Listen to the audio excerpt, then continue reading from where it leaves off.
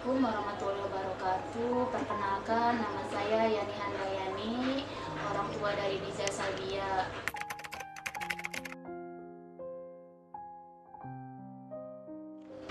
Awal mula Dija sakit itu tepatnya di tahun 2018, dia sering sekali demam. Saya hanya membawa Dija ke klinik terdekat, dia berobat sembuh sampai akhirnya dirawat inap di rumah sakit terdekat dan dokter bilang waktu itu karena leukositnya Dija itu sangat tinggi, HB-nya rendah, juga trombositnya rendah. Kemungkinan dokter bilang kalau Dija ini terkena leukemia. Lalu dokter menyarankan agar Dija dibawa ke rumah sakit yang lebih besar. Karena waktu itu Dija belum ada BPJS dan kita pun sudah sangat terkendala biaya, akhirnya untuk Dija pergi ke rumah sakit saya tunda sampai Dija mempunyai BPJS. Dan waktu itu Dija dibawa ke rumah sakit RSUD Kabupaten Bekasi, dan dokter pun sebenarnya sudah tidak menerima karena Dija harus segera dibawa ke rumah sakit RSCM di Jakarta. Sampai akhirnya saya bawa ke RSCM, dokter bilang ini kenapa Dija baru dibawa sekarang, keadaannya sudah pucat, badannya sudah sangat kurus.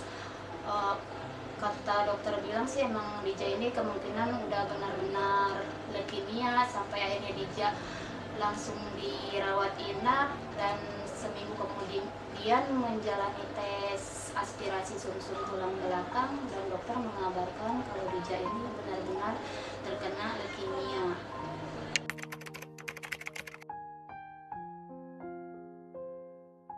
Hancur ya, saya sebagai orang tua sangat hancur karena waktu itu berpikirnya ini penyakit dari mana sih, maksudnya kok bisa anak saya terkena penyakit seperti ini. Benar-benar hancur, itu benar-benar ya Allah, penyakit dari mana, padahal kan saya sebagai orang tua tidak ada penyakit seperti itu.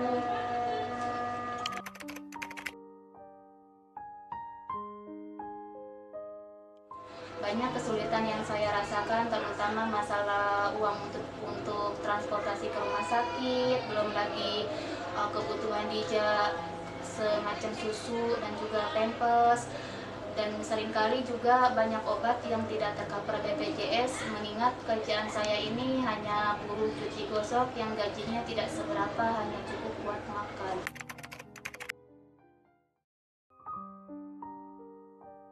Sukanya ketika saya melihat semangat Dija yang masih sangat besar untuk bisa sembuh. Terkadang saya merasa kalau dukanya itu melihat dia harus berjibaku dengan jarum suntik, obat-obatan.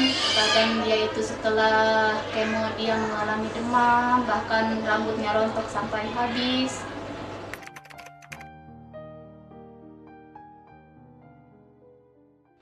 Dija ini sangat membutuhkan tentunya susu untuk asupan nutrisi dia, karena Dija ini termasuk anak yang susah makan dikarenakan dia mengkonsumsi obat kemo yang bernama 6MP, dan itu efeknya dia tidak mau makan, mau nggak mau susunya pun harus susu yang agak mahal agar nutrisinya Dija terpenuhi.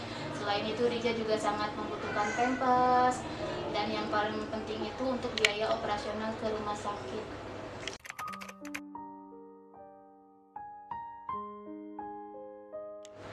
Waktu itu saya diberitahu tentang rumah singgah sahabat Ayah Sarah oleh teman saya yang anaknya juga satu perjuangan sama Dija, dan saya memberanikan untuk mengontak Ayah Sarah dan meminta bantuan beliau agar mendampingi anak saya Dija.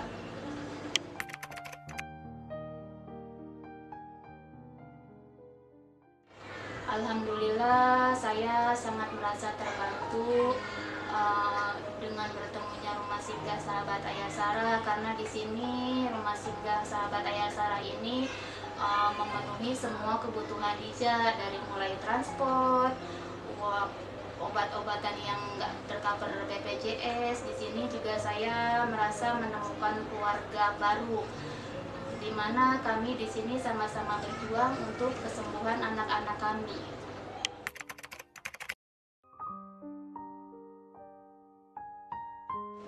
Harapan saya untuk rumah singgah sahabat Ayah Sarah ini semoga untuk kedepannya semakin maju dan semakin banyak donatur yang membantu anak-anak kami untuk menggapai kesembuhannya.